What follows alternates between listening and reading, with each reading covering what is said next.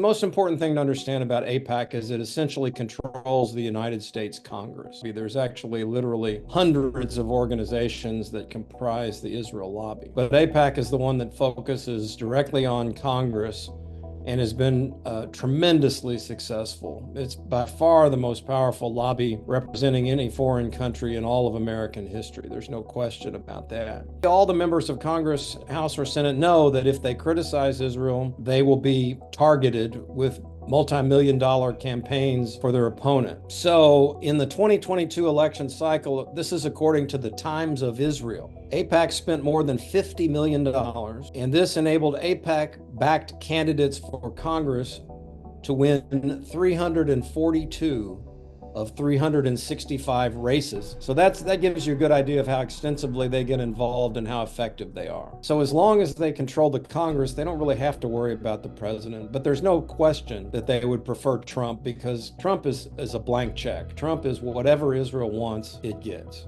AIPAC is the most successful pro-Israeli lobby group, I think, in the history of pro-Israeli lobbying in the West, and probably in the whole history of lobbying all over the world. They've always been working with members of both parties in parliament and in the political system. They want to get people to support the interests of Israel as Israel defines them, not as international law defines them or U.S. policy defines them. So I wouldn't link them to any one party or another. The Israelis seem to prefer, public opinion in Israel seems to prefer Donald Trump as president. They're trying to prohibit any kind of pro-Palestinian advocacy in the U.S. They're trying to defeat parliamentary candidates who support a ceasefire, two-state solution.